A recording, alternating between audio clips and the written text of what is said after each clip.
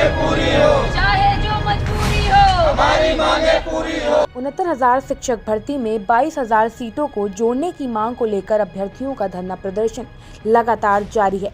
बता दें कि सितंबर को अभ्यर्थियों ने महा आंदोलन किया था, जिसके बाद कई अभ्यर्थियों की गिरफ्तारी कर ली गई थी। वहीं अब कुछ अभ्यर्थियों को रिहा कर दिया गया है, जिसके बाद आम आदमी पार्टी से राज्यसभा सांसद संजय सिंह अभ्यर्थियों से मिलने पहुंचे और उनका हाल जाना।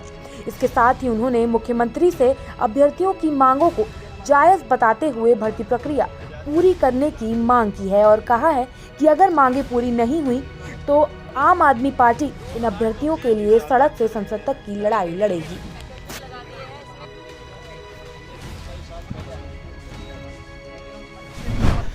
22 तारीख की सुबह और 21 तारीख की रात, ये जो थी रात एक काली रात थी। हम सब भाई बहन जितने भी थे वहाँ पर, हम 61 नहीं, हम कम से कम 200 लोग थे जो SCRT में गए थे। हमारी बातों को सुना नहीं जा रहा है, हमारी मांगों को नहीं सुना जा रहा। हमारे जो भाई बहन टंकी पे बैठे हैं उनके पास कोई नहीं आ रहा है। क्यों नहीं आ रहा है? हमने सरकार को वोट नहीं दिया है या हमने सरकार के खिलाफ आवाज़ उठाई? हमने केवल अपनी जायज़ मांगों को रखा है। 1,37,000 जो हमारी मांग थी, जो सुप्रीम कोर्ट का आदेश था, उसको रखा है। सुप्रीम कोर्ट ने बोला है कि 1,37,000 दो भर्ती में पूरी कीजिए। ये किस भर्ती में 22,000 सीटें रखी हैं? दोबारा से लिखित परीक्षा लेंगे? मुझे बताइए, ये दोबारा से लिखित परीक्षा लेंगे जिसमें फिर धांधली होगी? नहीं करवाएंगे ये परीक्षा। और मार्कशीट पे ये ऑप्शन वाला पेपर फिर से लेंगे। तो जब ऑप्शन वाला लेना ही है तो जब इसमें हमारे योग्य अभ्यर्थी को क्यों नहीं लिया जा रहा है? सरकार से मेरा ये क्वेश्चन है। दूसरी बात, जब हम लोग SCRT गए, अपनी मांगों को शांतिपूर्ण रखा है, तो वहाँ पर जितने भी कर्मचारी थे किसी को कोई तकलीफ नहीं। 5 बजे उन लोग की छुट्टी भई है और 6 बजे तक उन लोग को रोका गया है। उनको प्यार से बोला गया कि भाई साहब, बहन जी, आप लोग रुकिए, हमारा साथ दीजिए। वो हमारा साथ देने को तैयार भी थे, सारे लोग साथ दे रहे थे, लेकिन पुलिस प्रशासन ने वहाँ पर ज्यादती की। हमारी बहनों को खींच खींच के उतारा, किसी की टांग पकड़कर, किसी के बाल पकड़कर खींचा गया है।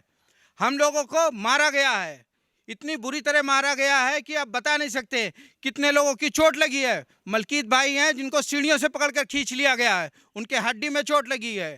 ठीक, हमारी गर्भवती महिलाएं भी हैं, बहनें हैं, उनके पेट पे लात मारा गया है। इसका जवाब कौन देगा? लेकिन हम सरकार से यही कहना चाहते थे कि सरकार हमारे साथ ये अनुचित व्यवहार किया। ये उचित व्यवहार इसको नहीं कहा जाता है। हम लोग अपनी न्यायिक जायज़ मांग के लिए SCRT गए थे। हमारा उद्देश्य किसी को तकलीफ़ या कष्ट देना नहीं था, ना ही बंधक बनाना था। हमारा संवैधानिक विधिक अधिकार था जिसके लिए हम SCRT गए। ये इस तरह का जो रवैया सरकार का था, ये हम अभ्यर्थियों के लिए अनुचित था और सरकार ने गलत किया। सरकार को बिल्कुल भी इसके लिए सरकार को एक बार वार्निंग तो देनी चाहिए थी कि आप लोग बाहर निकल आए, जेल भेज देंगे। उन्होंने बिना बताए अचानक साइन करवाया और बिना बताए साइन करवाया, पुलिस दबाव में साइन करवाया। हम लोगों से पता भी नहीं था कि हम लोग कहाँ जाने वाले, क्या। पहले तो कोरोना के नाम से साइन करवाया, उसके बाद अलग से पेपर में साइन करवाया। बाद में पता चला कि आधे घंटे बाद कि हम लोग जेल पहुँच गए। तो जो भी हुआ, हम लोग छूट के आ गए जमानत पे। हम सरकार से यही कहना चाहेंगे कि अपने केस को वापस लें। 61 अभ्यर्थियों के ऊपर जो भी 13 धाराएं लगाई गई हैं, इन 13 धाराओं को वापस लें और हम योग्य अभ्यर्थियों के साथ न्याय करें। और जो हमारी मांग है 1,37,000 बची समस्त सीटों को 69,000 में जोड़ा जाए, योग्य अभ्यर्थियों के साथ न्याय करें। सबसे पहले मैं आपके चैनल को धन्यवाद देता हूं कि आप लोग ने हम लोग को जहां गए आप लोग कवर किए। और रही बात ये जो न्यायिक प्रक्रिया था इनका, जो हम लोग SCRT को कवर किए थे और हम लोग का ये नहीं उद्देश्य था कि हम लोग इसमें घेरबंदी किए तो उनको बंदी बनाएं। वो लोग अपने उससे हम लोग के ऊपर ऐसे धाराएं लगाएं कि हम लोग बंदी बनाएं, ज़बरदस्ती मांग करवाएं, ऐसा कुछ नहीं था। ये बताइए, कोई भी 4 महीने से कहीं भी रहेगा, प्रताड़ित होता रहेगा, धूप बरसात गर्मी में, तो स्वाभाविक बात है कि कोई अपनी बात मनवाएगा। और हम लोग ना किसी को दबाव में, वहाँ पर बहुत से महिलाओं, बहुत से जेंट्स को भी छोड़ा गया था उस समय। कोई बताया कि मैं प्रेग्नेंट हूँ, उनको भी छोड़ा गया। कोई कहा मैं BP का मरीज हूँ, मुझे छोड़ दीजिए, तब भी हम लोग छोड़े थे।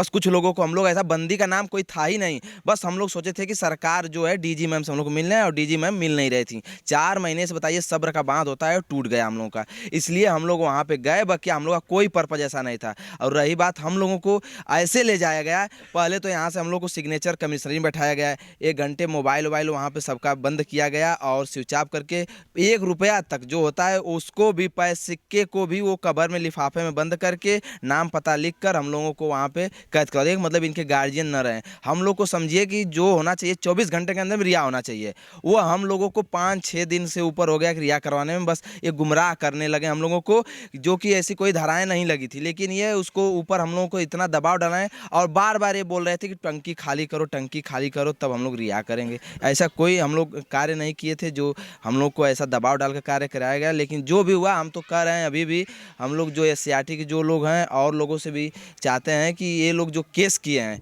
हम लोग एक शिक्षक हैं और जो केस किए हैं इसको वापस लें और सरकार जो है इस पर त्वरित काम करे और हम लोग के साथ भला काम करे। नहीं तो फिर बताइए, एक शिक्षक का अपमान ऐसे हुआ कि सायरन 2 गाड़ियों के बीच में लोगों को, कैदियों की तरफ भरकर हम लोगों को, और आगे 2 गाड़ी सायरन और पीछे 2 गाड़ी सायरन बजाते हुए हम लोग को रातों रात ऐसे कराया गया ट्रांसफ़र कि इनके कोई गार्जियन न मिल पाए, न कोई दबाव में कोई हम लोगों को छोड़वा पाए।